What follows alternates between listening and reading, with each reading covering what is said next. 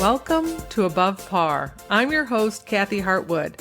I show you how to take more of your talent to the golf course without practicing harder, taking more lessons, or buying new equipment. I show you how to end the frustration of underperforming so you can start playing to your potential. This is where you are going to learn how to think above par so you can play below par. Let's get to it.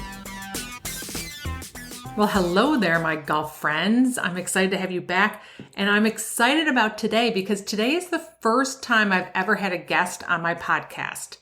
I've had some people request to be on my podcast before, but I really did want to save those first few times that I decided to do that to some of my clients who have had some amazing accomplishments. I would love to spotlight them and talk to them about what they've experienced by working on their golf brains. And in this episode, I talked with Karen Rainey, who's an accomplished golfer, about how she turned what was a really rough 2020 season into her best season ever in 2021. We dive into how she realized the problem wasn't actually her mechanics. And she shares how she dealt with and overcame expectations, perfectionism, and a fear of failure. Also, and you may be surprised because it has nothing to do with golf, on what her biggest takeaway was from working with me and what she considers her biggest accomplishment in a year filled, and I mean filled, with trophies. I'm excited to interview Karen because she is an awesome example of what's possible when you put some effort into mastering your golf brain. So, without further ado, let's get to the interview. So, Karen Rainey, thank you so much for being here on the podcast. It is really exciting, and I appreciate the invitation. Yeah, for sure. Like, we meet on Zoom, but we've met on Zoom on coaching calls. So now we're meeting on for the podcast. And I wanted to have you on today to talk about how amazing of a year that you had with golf and our times together and what you got out of coaching. So I have lots of questions for you, but I thought maybe you could give a little bit of a background on what you do, a little bit about your golf game, and what some of your goals have been. Sure. I'm your standard middle-aged 54-year-old wife, mother of 3 amazing daughters. Outside golf, I work as a surgical PA. I've done that for over 30 years. I'm pretty much living the dream. When you and I started working together, which was January, right? And so where were you with your golf game then? What were your goals coming into that? Like, why'd you call me? Well, you did a video webcast, live video kind of thing back in September. So it was the end of my 2020 season. And I really liked what you had to say. We were able to send in questions and you answered one of my questions. You had the undescribable it. I was very frustrated at the end of my 2020 season. I had some pretty good success after I turned 50 and was playing in senior women's events. And 2018 was just an absolutely amazing year for me. It was just over the top phenomenal. 2019 was okay. And 2020 was just pretty brutal. I was angry and frustrated and disappointed most of the time. So after your little video webcast, I started following you on social media and you described that very situation. Are you tired and frustrated? And I nailed exactly what you were experiencing. I could not have said it any better. So I reached out to you, and to my surprise, you answered, and we started this journey in January. Yeah, I love how you thought that I wasn't going to answer you. Well, I always encourage people to reach out to me. I answer. Sometimes I do have been going to junk. I have to check that periodically, but I respond to people for sure. You're a big deal. You know, you Yeah, have a lot of street cred. So, you know. Oh my gosh. So you were famous people. Yeah, right. So you were pretty miserable at the end of 2020. Tell me why, or tell everybody who's listening why you were miserable. Like, what created that for you? I know now that I didn't have a lot of tools in my toolbox to manage my expectations about what was going on. That I thought I was a recovering perfectionist, but maybe not as recovered as I thought. A recovered perfectionist, you said? Yeah, I thought I was over that, but after. No, let me tell you, my friend, you know, we've had conversations about this. Mine is like constantly has one eye, like on the crack in the door, like looking out for an opportunity to pop out on me. Yeah. It's always going to kind of hang out in that background. So I'm aware of that now. Yeah. After having such success in 2018, I had created the story and had just turned my golf game into this fear of failure, and so focused on results and numbers and how other people perceived me. Those are the ingredients for a miserable season. Yeah. Yeah. It's amazing. Fear of failure is so big in golf and in life, and worrying about what other people think. Those two things can be so paralyzing as far as your ability to move forward. It's like a heaviness that's on you. And then when you go out and perform, that level of, like you described it, as frustration and disappointment is a lot. It is. Yeah. And understanding the whole fight, flight, or freeze, that for me, freeze, I do get tight. I know how it shows up for me now. Yeah. Yeah. Very cool. Okay. So you had a good 2018. Is that what you just said? Okay. I had it was just over the top. It was awesome. So, and then COVID, right? Then 19. Then you have that year after your great year, and you think, okay, and you kind of hang in there, and you're trying to be optimistic, and right. But you feel it slipping away. You get graspy and needy, and so you felt your golf game slipping away? Yes. Yeah. Mm-hmm. The success wasn't there. It was close, but it wasn't there. And as as we get needy and graspy, things don't usually go well for us in that situation either. So were you striking the ball differently from 18 to 20? Probably not. No. Yeah. What do you think was the difference between 18 when you had a really good year till 20? Because I think a lot of people can relate with having seasons that are really on point and other seasons that are off, right? And how they feel so different and our results are so different. And a lot of times we will use our golf game as being the reason. Now, sometimes it is, don't get me wrong. Sometimes you can have some mechanical things going on and that can totally affect your ability to hit the ball. If you've let some things slip, that's why I encourage people to practice and kind of keep the up and down curves of your mechanics, really level as best you can, but often it's not our mechanics so much. So what do you think yours was, the difference between 18 and 20? 18, it was still so fresh and so new. 17 was the first year I played in the women's senior amateur. And so this whole new world opened up to me, and I was excited and I was optimistic. I could just, let's see what happens. The very first year I played, I had a good, strong showing and finished second. And I was just over the top with a second place finish with a runner up. And it was great. And then I came back the next year and I was like, well, let's just see what happens. No expectations, just go and play your game. And I did that. And I actually won that year. So I was champion that year. I had success then later in the season with the West Virginia Women's Amateur, had Player of the Year that year. It was so much to take in. But then by the time we got to 2020, it was what I once viewed as excitement, anticipation had just turned to dread.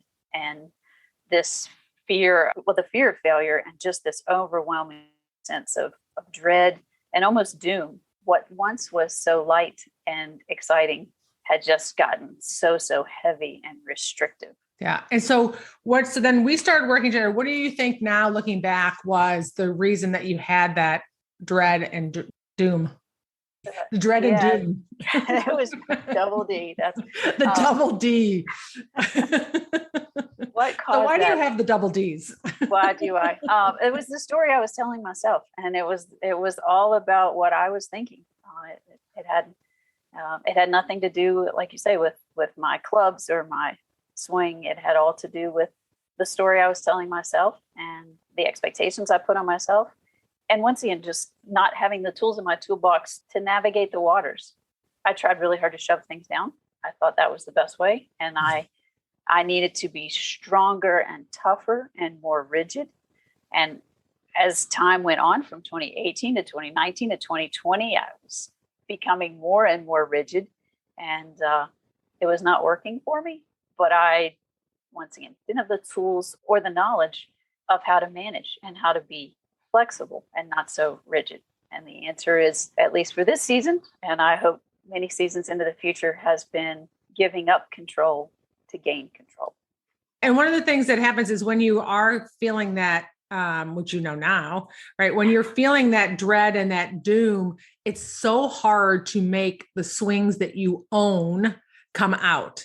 Like you'll have the talent and you know you can make the swings, but when you have that layer of, in this case, it was that the double D's, right? When you have that layer on top of you, it's so hard for your talent to come out. And this is what happens a lot of times with people is then they think there's something wrong with them. They're broken or there's something in their swing and they start fiddling and finagling or getting down on yourself when really in reality, it was just this layer of emotion from thoughts that you had on yourself about your expectations going into that next season by comparing it to your seasons in past. You had a lot of people who at your club, I remember we talked about this at the club, sitting having all these expectations, telling you, all right, play well, do well. You're going to win this year. Hey, champ.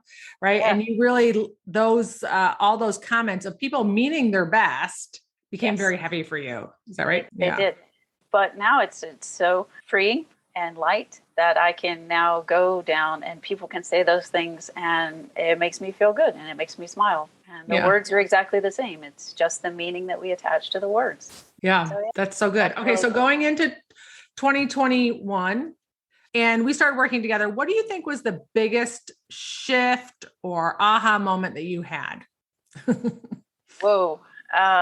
I think the biggest aha moments, and the one I pushed back on probably the most, was when you asked me what I wanted, and I said I wanted to just have a sense of peace again, and I wanted to be able to walk off the golf course after a competitive round and say I did my best and feel good about that. I think your words to me were, you have that available to you right now. And that was very, very hard for me to swallow, that it was available to me the entire time. Yeah. It's like you have to hear it and you have to sit on it, then you have to marinate it, then you question it and you're like, is it really? Yeah, because it's always about what that score, what that number, what that placement, the trophy, all that stuff, what we make it mean.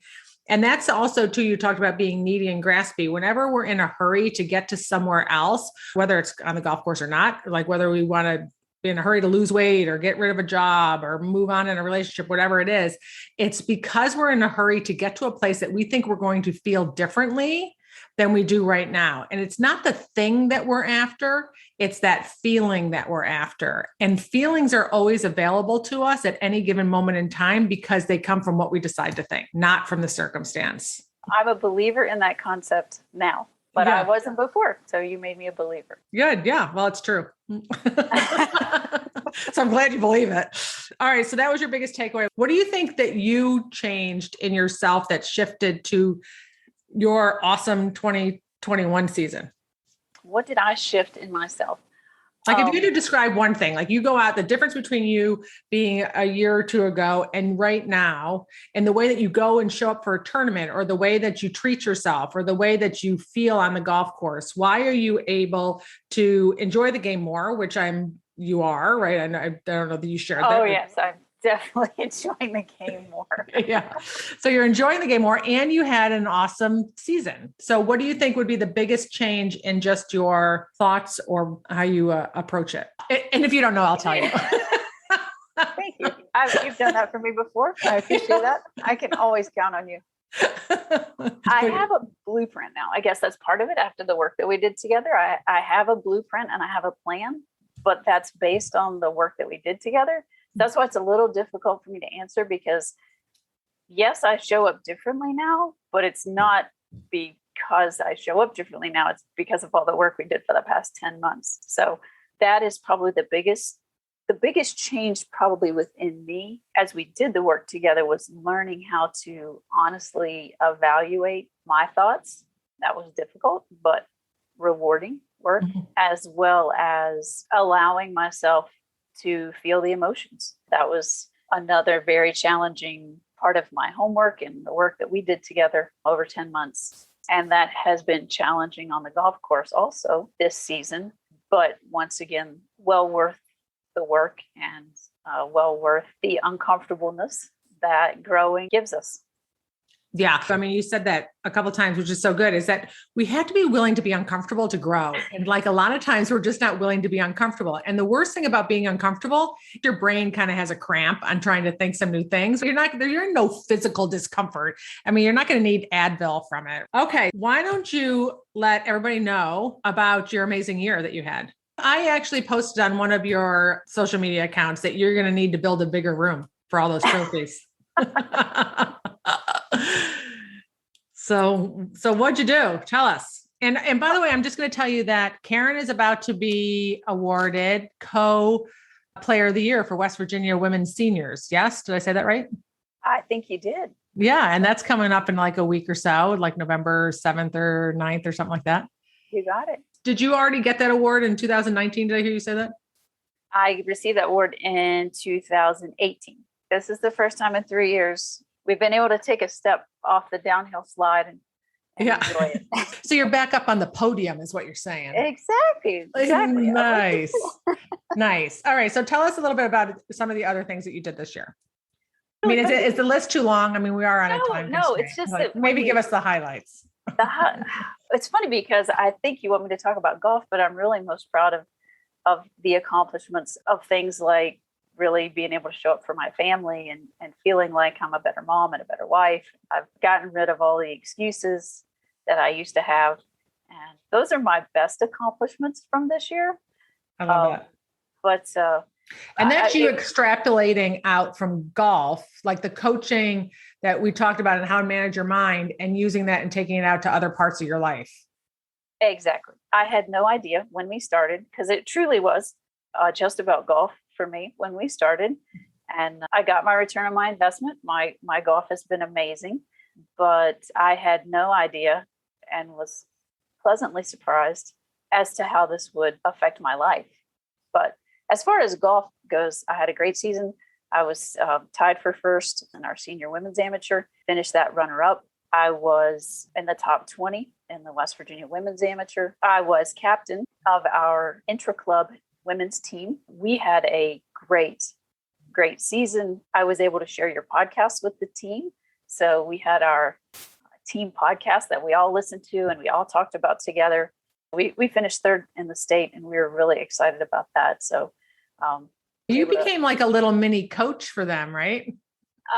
That's a title I don't think I'm quite ready for yet. Yes, we can all coach. All you need to do to coach somebody is be one step ahead of where they are. And you were one step ahead of where they were. Right? I channeled my best, Kathy. We had a tournament in Richmond. We finished our season in Richmond. It was the best performance I've ever had there. So it's just so many good things. Yeah. I play a little pickleball on the side. That was another post we had about how you're using some of your tools in pickleball. Yeah, you're like you're somebody to be beat. I understand.